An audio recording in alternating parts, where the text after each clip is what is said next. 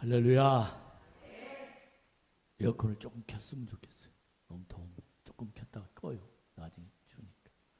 오늘 이 시간에 또 말씀 듣는 동안 하나님의 큰 은혜가 여러분 속에 임하시기를 주님의 이름으로 축원합니다. 아멘.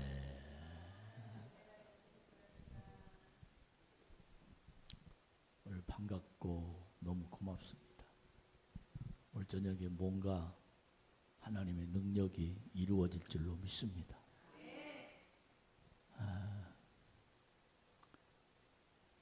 요즘 TV에서 아주 가정을 치유하기에 굉장히 열정적으로 앞서서 말씀을 하는 사람이 오은영 선생이라는 분, 아마 여러분도 잘 알 겁니다.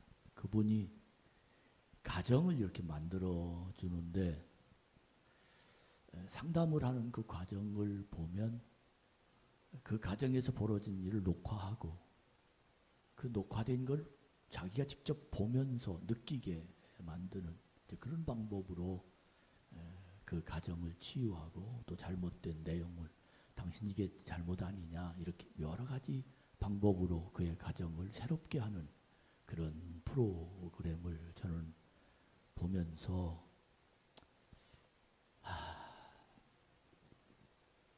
이렇게 바꾸지면 얼마나 좋을까. 한 전문가의 말을 듣고도 변화도 되고 또 삶의 태도가 달라지기도 하고 이혼하려던 사람이 정말 새롭게 가정을 잘 꾸려가는 그런 일들이 벌어지고 있는 것을 보면서 한 해를 이렇게 돌아봅니다.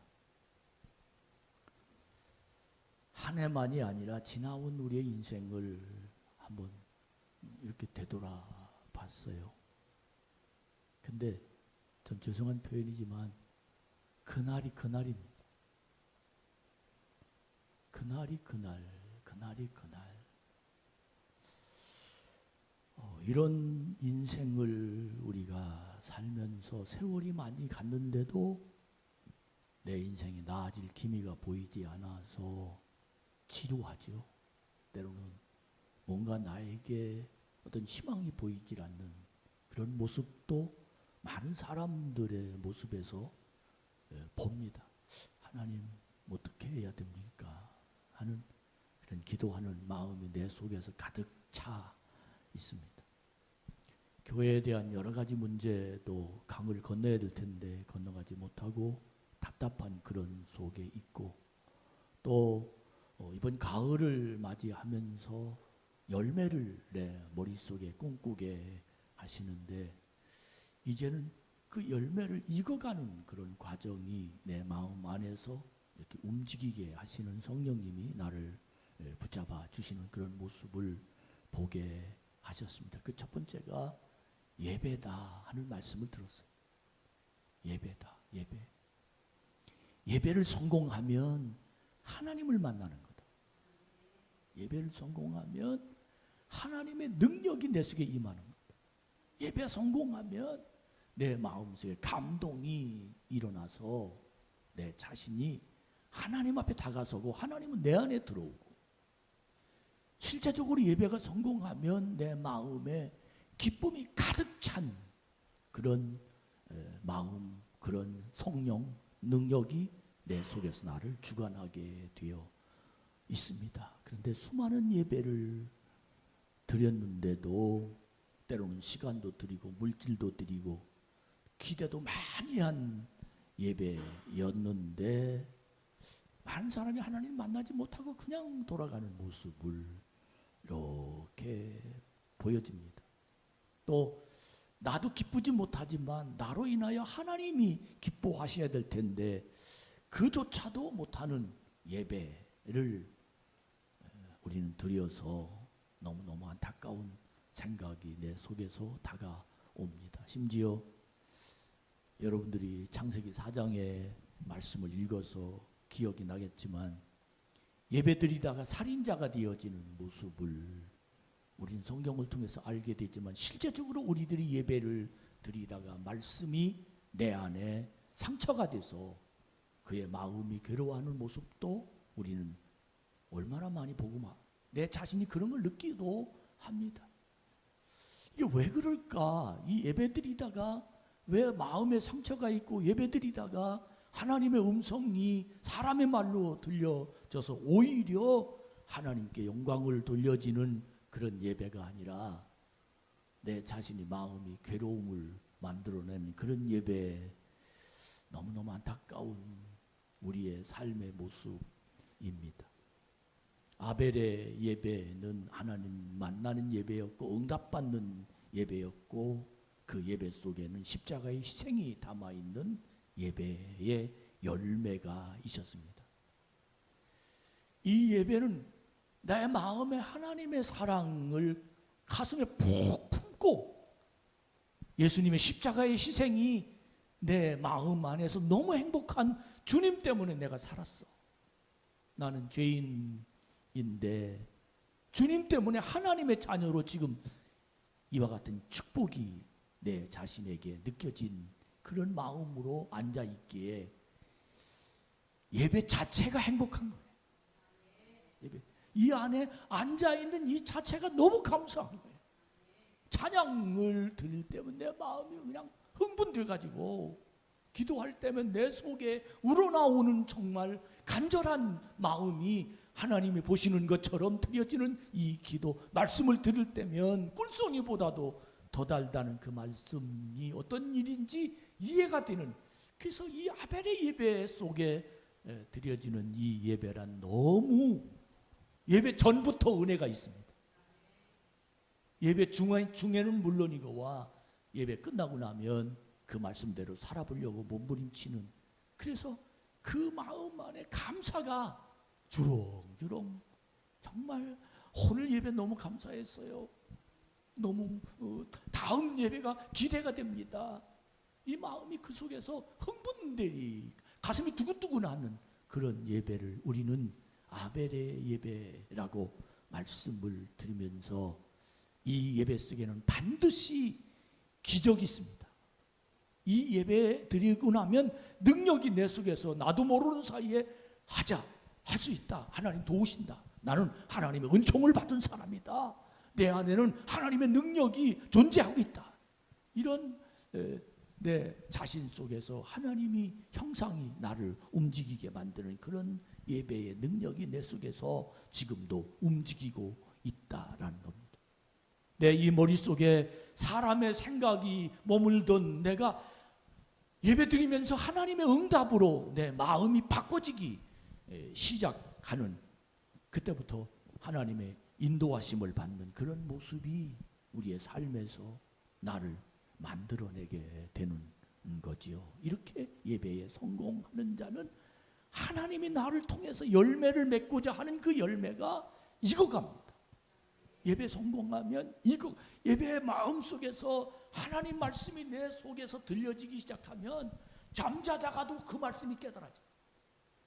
너무 내가 마음이 순종하지 않으면 마음이 부딪혀서 견딜 수가 없어요. 기어이 어떤 희생이라도 예배 때 하나님의 음성이 들려진 그 음성이 실천하고자, 그리고 반드시 실천하고 마는 그런 믿음의 능력이 우리 속에서 역사하면 그것이 바로 홍해를 건너는 기적이고, 그것이 바로 여호수아가 요단강을 건너는 하나님의 역사가 우리 속에 있게 된다는 겁니다. 여러분, 우리 이번 가을에 밋밋한 신앙생활에서 벗어나서 예배의 행복한 모습으로 하나님 앞에 내 마음을 열어놓고 드려지는 그런 깊은 능력이 여러분 속에서 임하기를 주의 이름으로 축원합니다. 오늘 사목장인가요? 네, 사목장이 드려지는 두 분이 와서 찬송했지만, 그러나 준비된 그 예배라는 모습이, 기도하는 그 모습이 내 속에서 느껴지게 됩니다. 여러분, 정말 오늘 이 예배 그리고 여러분의 기도가 하나님 앞에 영광 돌리고, 찬양도 아주 굉장히 오래된 찬양이지만 우리 어깨가 들썩들썩 하잖아요. 이게 왜 마음속에, 아마 우리 서목사님도 오늘 이 찬양을 준비하면서 오늘 오시기만 하십시오 은혜 될 겁니다. 아마 그렇게 준비했는 줄로 믿습니다. 이게 이제 기대하는, 오늘 저는 이 말씀을 많은 생각, 기도, 그리고 성경을 이렇게 저렇게 보면서 사도행전 9장이 내 속에서 왜 하나님의 감동으로 오늘 이 예배에 여러분에게 말씀을 주시느냐 하면, 사울이 변화되는 과정을 내 속에서 느끼게 하셨어요.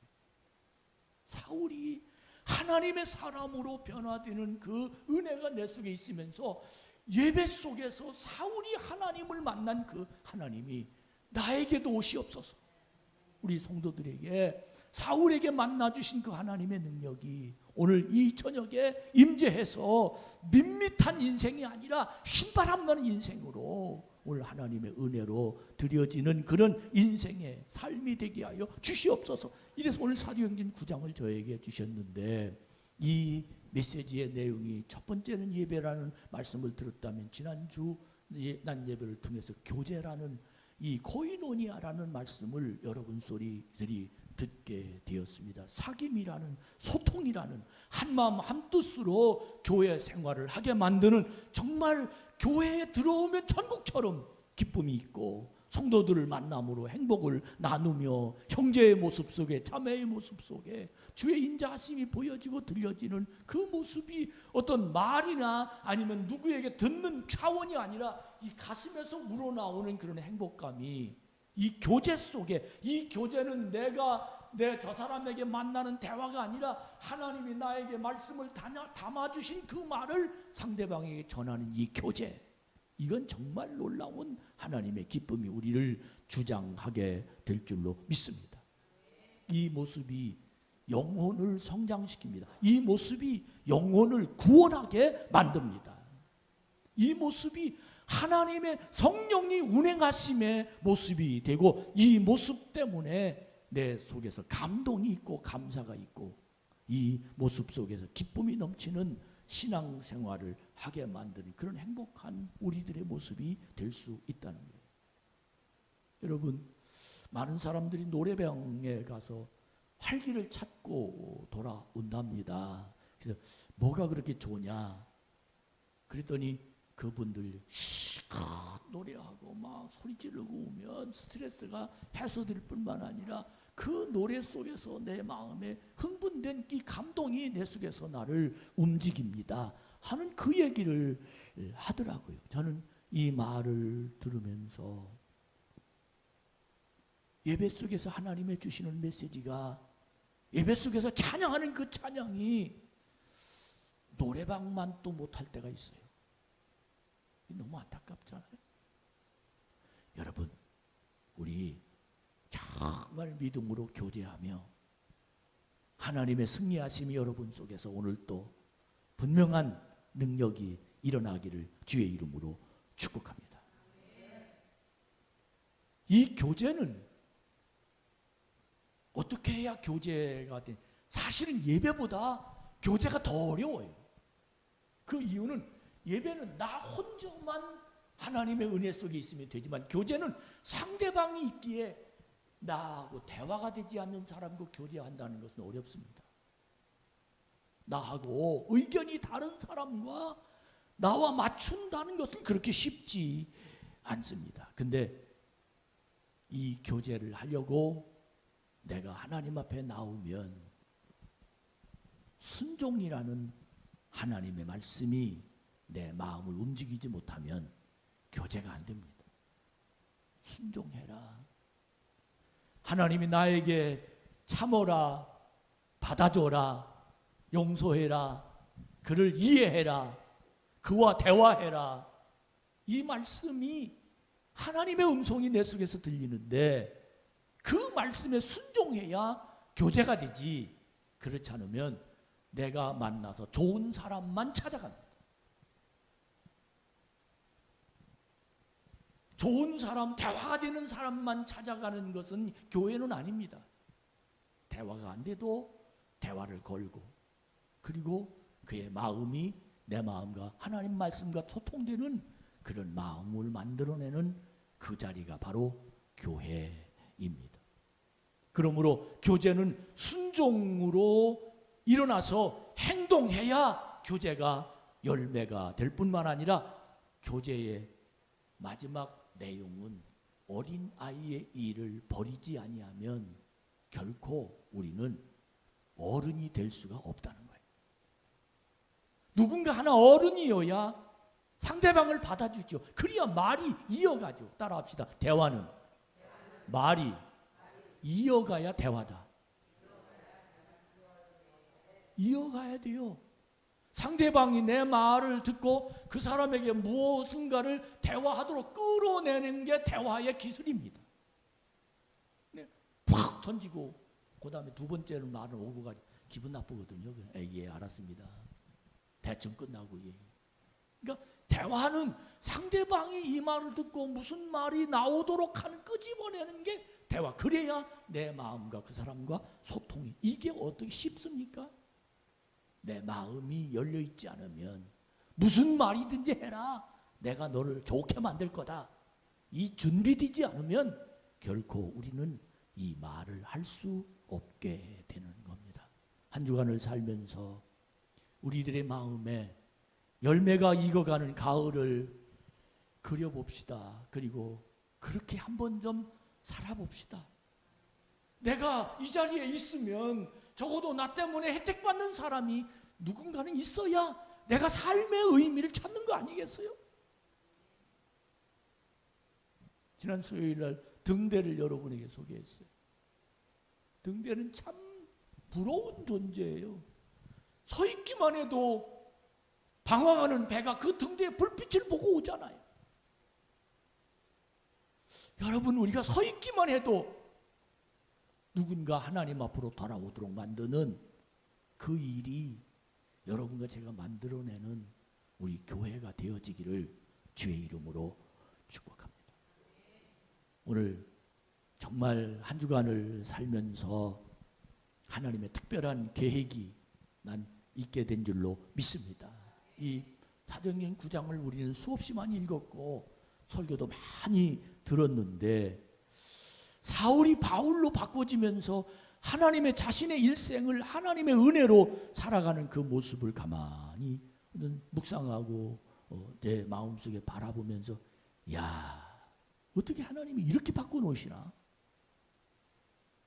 어떻게 삶을 이렇게 변화시켜 놓으시나? 부러웠어요. 하나님, 나도 그리고 우리의 성도들도 이렇게 변화되는 믿음이, 내가 어린아이지만 어른이 되도록까지 하나님이 책임지시는 그 모습을 보면서 참 감사하다. 그러면서 사도행전 9장 1절부터 2절까지 말씀을 읽어보면 시작. 사울이 주의 제자들에 대하여 여전히 우욕과 살기가 등등하여 대제사장에게 가서 2절 다메섹 여러 회당에 가져갈 공문을 청하니 이는 만일 그 도를 따르는 사람을 만나면 남녀를 막론하고 결박하여 예루살렘으로 잡아오려 함이라. 아멘. 사울이 지금 어떤 마음이냐? 예수 믿는 놈들 만나기만 해봐라. 내가 잡아서 가두리라. 잡아서 내가 매를 때리리라. 잡아서 내가 가만 안 놔두겠다. 이게 이제 사울이 다메섹이라는 곳으로 가면서 그의 마음속에 담아있는 목적이었어요. 이 내용을 읽으면서 제 마음속에 어떤 생각이 신학적으로 이 내용을 내 마음에서 분석해 보니까 이 마음이 어떤 마음이냐? 이 마음이 바로 죄성이다. 이 마음이 바로 인간의 본성이다. 왜? 자기 생각과 틀리니까. 아니면 네가 믿는 하나님과 내가 믿는 하나님이 다르니까 너는 죽어야 되고 나는 살아야 된다. 내가 밟아놓아야 나는 이럴 수. 이런 어떤 논리가 사울의 마음 속에서 아주 열심으로 예수 믿는 사람들을 잡아서 옥에 가두는 그런 일을 사울은 하게 된 겁니다. 그것이 사울은 정당한 세상에 사는 것이라고 생각. 그것이 오히려 내가 세상을 잘 사는 것이라고 생각한 겁니다. 이것이 바로 사울의 본성이요. 이것이 바로 정상적인 사울이 가지고 있는 의식이었습니다. 사람은 상식이 정상이어야 정상대로 삽니다. 상식이. 이러면 안 돼. 저러면 안 돼. 이렇게 되면 안 되는 거야. 기준이 있습니다. 사람. 근데 이 기준이 삐뚤어지면 그는 결코 정상으로 살 수가 없습니다. 이런 본성을 사울은 삐뚤어졌음에도 불구하고 바른 줄 알았어요. 어떻게 이 마음이 올바른 하나님의 은혜 가운데로 찾아갈 수 있느냐? 안 됩니다, 사람은. 기준이 정상적으로 되지 않으면 그는 하나님께로 돌아갈 수 없습니다. 안 됩니다. 여러분, 예수 믿다가 얼마나 많은 사람들이 그만두고 예수님 오히려 교회를 핍박하고 누구가 뭐 이런 사람들이 얼마나 많은지 몰라요, 지금. 그 이유가 뭐냐? 교회가 잘못해서 그렇다는 말을 저는 부인은 하지 않습니다. 아니면 사람들이 그에게 잘못 보여 그 부인은 하지 않습니다. 그러나 그의 마음 속 안에는 본성인 죄성이 해결되지 않았다는 것도 그 자신이 알아야 됩니다. 이것이 우리 그리스도 안에서 적어도 사울이 바울 되는 그런 모습을 가만히 저는 이 말씀을 읽으면서 어떻게 저렇게 변화되었지? 그 이유는 상식이, 기준이 달라졌다. 사람이 살아가는 방법이 사람으로 살아가는 사람과 하나님의 사람으로 살아가는 방법은 다릅니다. 근데 사울은 하나님의 사람으로 살아가는 기준으로 달라졌다. 여러분, 하나님의 사람으로 살아가시기를 원하시죠? 하나님이 내 속에 들어오셔서 나와 함께 세상을 살기를 원하시죠? 하나님의 능력이 내 속에 담아 있어서 오늘 또 하나님의 권세로 세상을 승리하기를 원하시죠? 하나님께 기도하면 응답받기를 원하시죠? 그러면 내가 이 세상에 사람으로 사는 기준에서 하나님으로 살아가는 기준으로 내가 바꿔줘야 그렇게 살 수 있어요. 그렇지 못하면 생각은 드는데 실제 살려고 말하면 이 세상을 버리지 못해서 결국은 우리는 하나님의 은혜 속으로 들어갈 수가 없습니다. 내가 변화되지 않으면 순종의 길을 갈 수가 없다는 겁니다. 머릿속에서는 끊임없이 하나님 말씀이 들립니다. 그러나 변화되지 않으면 순종할 수가 없습니다. 그래서 우리는 사람이 세상을 살아가는 상식이 있는가 하면 말씀이 상식이 되는 사람들이 있다는 거예요. 말씀이 상식의 기준이 하나님의 나라가 되는 사람과 상식의 기준이 세상이 되는 사람은 다릅니다. 사업하시는 사람들은 죄송한 마음이지만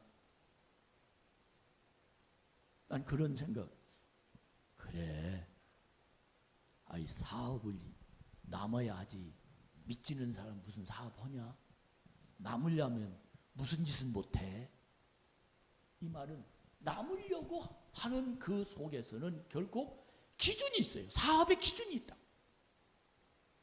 여러분, 우리의 기준이 말씀이 되어야 됩니다.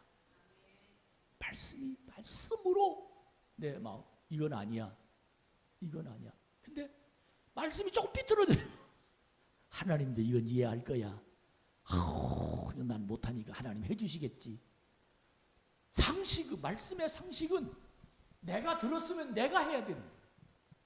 그럼 하나님이 도우세요. 이게 하나님의 말씀의 상식이 내 삶을 주장하게 되는 겁니다. 여러분, 오늘 이 자리에 오신 여러분, 말씀이 상식이 되어서 이 자리에 온 줄로 믿습니다.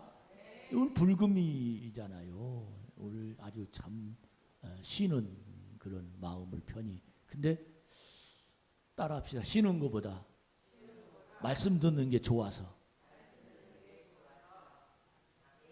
얼굴 표정은 아니야. 다시 한번, 쉬는 것보다 말씀 듣는 게 좋아서. 아멘이죠?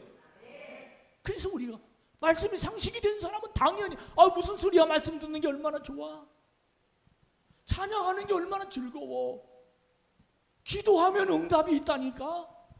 따라합시다. 이게 남는 장사다. 아멘이죠? 이게 남는 장사지. 왜? 이 말씀 들어서 좋아, 응답받아서 좋아, 하나님 사랑받아서 좋아, 이 맛을 아느냐고요. 상식이 바꿔지지 않으면 이 맛을 몰라요. 근데 상식이 바꿔지니까 이 맛을 알게 된 겁니다. 사울을 보세요. 이런 사람이었어요. 예수 믿는 사람을 잡아. 근데 그가 바꿔줬어요. 어떻게 바꿔줬느냐 하는 겁니다. 어떻게 바꿔줬느냐. 여러분 생각해 보면 나도 사울처럼 바꿔줬어요. 여러분도 사울처럼 바꿔진 줄로 믿습니다. 근데 바꿔진 후에도 바꿔진 후처럼 살아야 될 텐데 바꿔줬는데도 다시 돌아오는 사람이 있어요. 바꿔줬으면 능력이 있어야 돼요. 근데 바꿔줬는데도 능력이 없는 사람이 있어요. 이게 안타깝잖아요. 오늘 이 시간 바꿔줬으면 능력으로 삽시다. 사울이 어떻게 사울을 하나님의 사람으로 상식을 바꿔서 만들어줬느냐? 말할 것도 없이 성령이 그 속에 임했습니다. 목표도 바꿔놓고 생각도 바꿔놓았습니다. 사람의 생각을 하나님의 생각으로 바꿔 옮겨놓았습니다. 그동안 그는 예수를 몰랐습니다. 사울아, 사울아, 네가 어찌하여 나를 비박하느냐? 깜짝 놀랐어요. 누구십니까 당신? 당연히 자기에게 귀에 들리는 음성을 듣고 누구냐고 물을 수밖에. 그때 예수님은 그에게 말씀하시를 나는 내가 피박하는 예수다. 깜짝 놀랍니다. 왜? 그가 비추는 빛을 보면서 눈으로 그 빛을 마주해야 할 때 그의 마음속에 하나님이 보여졌습니다. 하나님 마음이 그 속에 들어오기 시작했습니다. 내가 예수 믿는 사람을 잡아 주겠는데 저분이 예수님이라고? 생각이 달라져. 이걸 보고 변화라고 말합니다.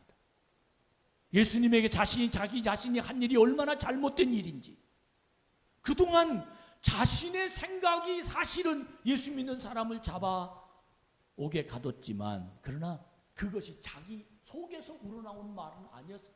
배워선 얘기였어요. 예수 믿는 남 나쁜 놈이야. 너 잡아가도. 저놈들은 하나님 제대로 못 믿는 사람이야. 이러면서 예수 믿는 사람들을 잡아 가두는 것이 국가에 충성하는 거야. 이것이 하나님께 기쁨을 드리는 거야. 이렇게 배웠어요. 여러분, 잘못 배우면 이렇게 됩니다. 이 머리에 의식이 내 속에 담아있는 것이 본래 태어날 때부터 가정에서, 아니면 내 친구들에게, 아니면 내 삶의 어떤 의식에서 이 속에 잘못 들어있으면 그렇게 될 수밖에 없습니다. 이단이 어디서부터 나옵니까? 거기서부터 나오는 겁니다. 잘못되면 나쁜 일을 하면서도 옳은 일을 하는 것처럼 그렇게 그는 인생을 살았는데, 하나님의 성령을 보내셔서 사울의 마음 안에 들어가게 하십니다. 주여 누구십니까? 나는 내가 핍박하는 이 한마디. 할렐루야. 이 한마디. 같이 갔던 사람들은 소리만 들렸지 아무도 보지 못했지만, 사울은 주님을 보게 만드는 그 모습. 놀라운 건 9절 말씀에 보니까 사흘 동안 보지 못하고 먹지도 못하고 마시지도 아니한지라. 사울이 하나님의 성령이 그의 마음속에 오시면서 하나님의 능력이, 하나님을 사울은 눈으로 보았습니다. 음성도 들었습니다. 그때 사울의 마음속에 하나님의 능력으로 그의 마음속에 들어가면서 사흘 동안 먹지도 못하고 보지도 못하 만드는 하나님의 그의 마음속에 성령님이 오신 사울. 그때부터 사울은, 우리 한번 따라합시다. 하나님의 도우심에 확신이 있었다. 할렐루야. 하나님 날 도우신다. 하나님이 날 도우신다. 난 하나님의 능력을 받았다. 하나님 날 인도하신다. 하나님이 내 마음속에 들어온 사울의 마음 안에는 하나님의 도우심을 믿고, 하나님의 인도하심을 믿고, 하나님의 능력이 내 속에 담아있음을 믿어지는, 놀라워요. 나도 몰랐어요. 능력을 받은 것이 아니라 능력이 그냥 임하여. 여러분, 우리는 이런 신앙생활 합시다. 이게 열매예요. 하나님이 이렇게 우리를 바꿔. 예배가 지루하면 어떻게 해야 되나요? 예? 예배가 지루하면, 교회 가기 싫으면 어떻게 되나요? 왜 그럴까를 생각해야 돼요. 왜 그럴까? 왜 그럴까? 그 이유는 딱 한 가지입니다. 하나님과 나와 관계가 끊어졌어요. 하나님 몸 안 만나지는 겁니다. 여러분, 정말로 오늘 이 시간 사울에게 오셨던 하나님이 나에게도 오셨다는 확신이 있으면 찬양이 싫지 않습니다. 말씀이 싫지 않습니다. 늘 그곳을 향하여 쫓아갑니다. 내 인생의 삶은 그 자리에 우리를 만드는 능력이 우리를 보게 하실 줄로 믿습니다.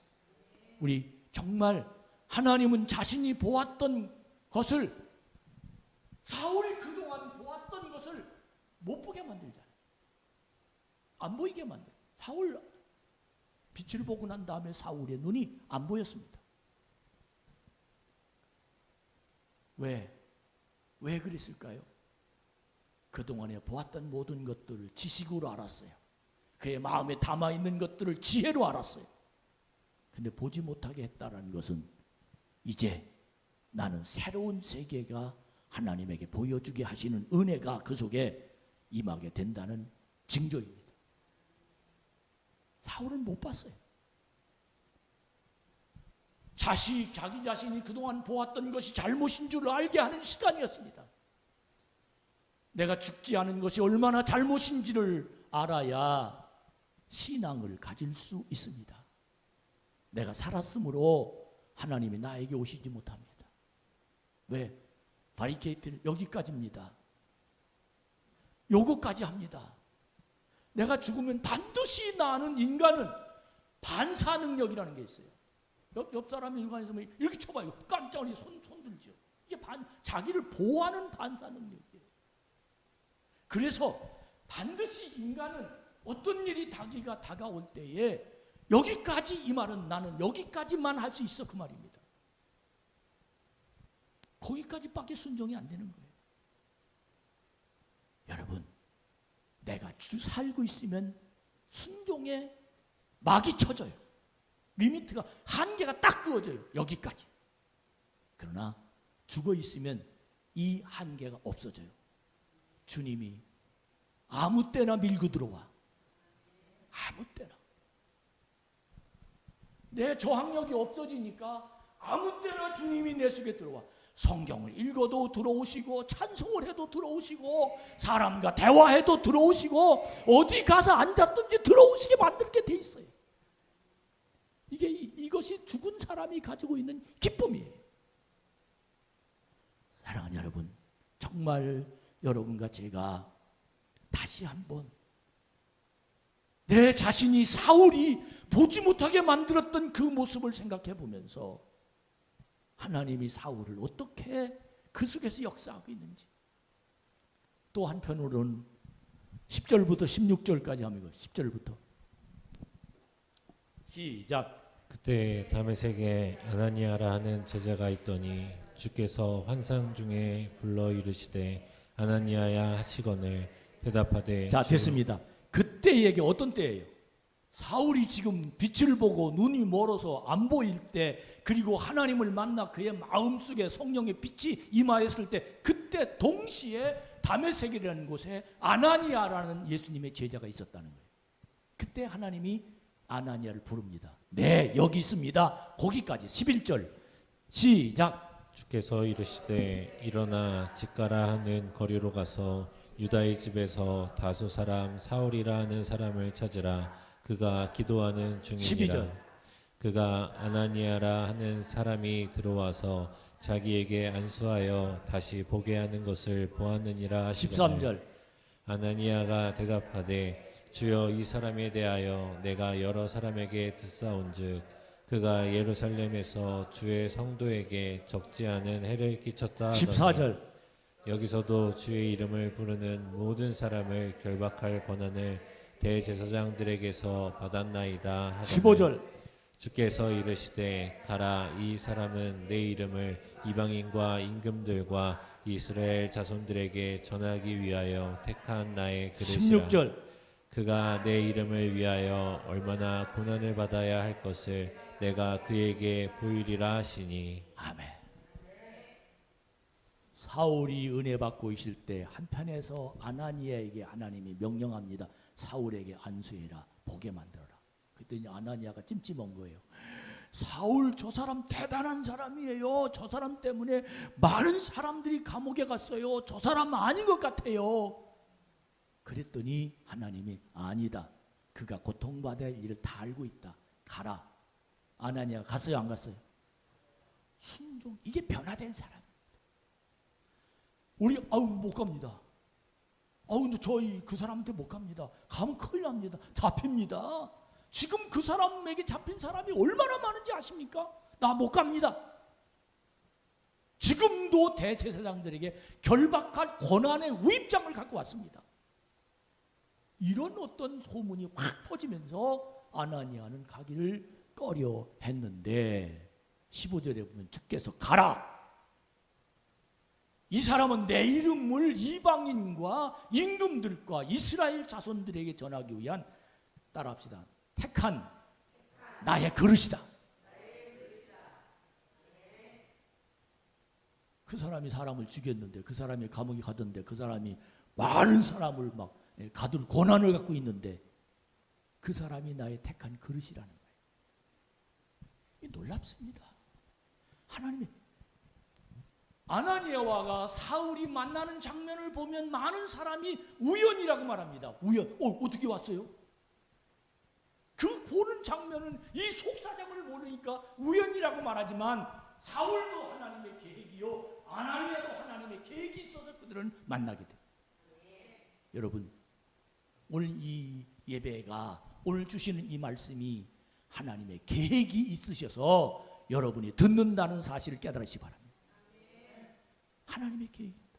왜 이 말씀을 주실까? 하나님의 특별한 계획이 있습니다. 아나니아에게 사울을 안수하여 어떻게 되느냐? 17절부터 한번 17절부터. 9장 17절.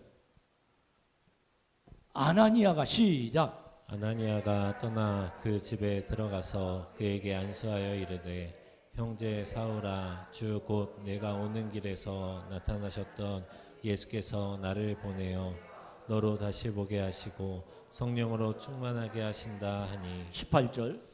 즉시 사울의 눈에서 비늘 같은 것이 벗어져 다시 보게 된지라. 일어나 세례를 받고 음식을 먹음에 강건하여지니라. 사울이 다메섹에 있는 제자들과, 여러분 어떻게 된 겁니까? 사울이 안수하니까 눈에서 비늘 같은 것이 딱 떨어지고 사울이 보게 만들고, 그러니 그 자리에서 세례를 받고. 할렐루야. 이게 하나님의 역사입니다. 우리 교회에 이런 놀라운 역사가 일어나기를 축원합니다. 여러분, 비늘 같은 것들이 다 떨어지고 하나님의 기적의 눈이 세상, 하나님이 보여주시는 것들이 보여지는 은총이 여러분 속에서 임하기를 축복합니다. 아나니아의 역할을 할 것이냐, 사울의 역할을, 이미 우리는 하나님의 능력으로 변화를 받아 하나님 말씀을 들고 일어나는 사람들입니다. 이제는 여러분들이 아나니아 역할을 하시기를 축원합니다. 여러분이 기도하는 대로 상대방이 비늘이 벗겨질 줄로 믿습니다. 보게 만들 줄로 믿습니다. 하나님을 보게 만드는 사람 아나니아. 근데 우리는 안 될 거려. 안 될 거려. 그 사람 대단한, 가봐야 뭐 아니에요. 하나님의 계획이 있어요. 하나님의 계획이 있어요. 아나니아는 하나님의 계획이, 그가 나의 택한 그시라는 하나님의 명령을 듣고 그는 벌떡 일어납니다. 왜? 하나님의 계획이니까. 할렐루야.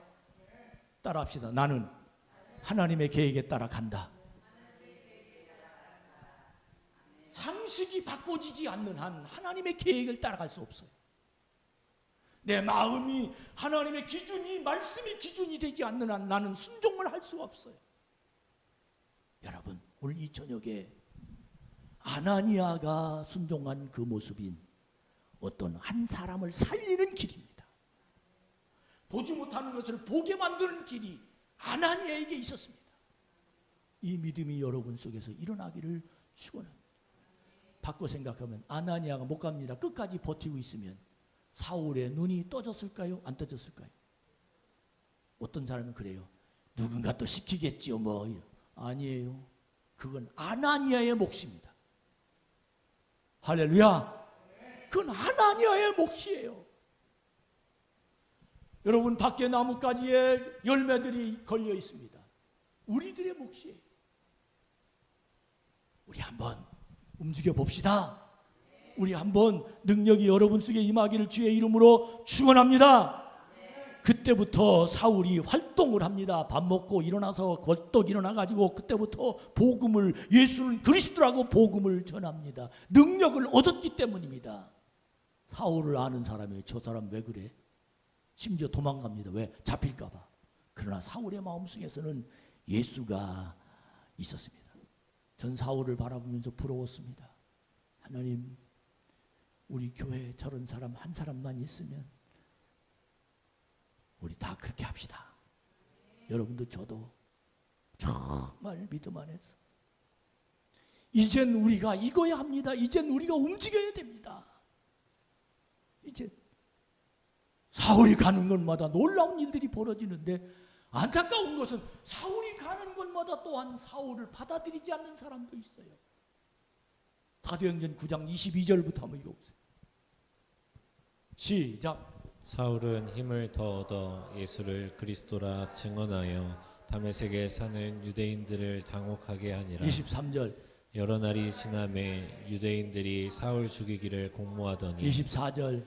그 계교가 사울에게 알려지니라. 그들이 그를 죽이려고 밤낮으로 성문까지 지키거늘 25절. 그의 제자들이 밤에 사울을 광주리에 담아 성벽에서 달아내리니라. 26절. 사울이 예루살렘에 가서 제자들을 사귀고자 하나 다 두려워하여 그가 제자됨을 믿지 아니하니 27절. 바나바가 데리고 사도들에게 가서 그가 길에서 어떻게 주를 보았는지와 주께서 그에게 말씀하신 일과 다메섹에서 그가 어떻게 예수의 이름으로 담대히 말하였는지를 전하니라. 아멘.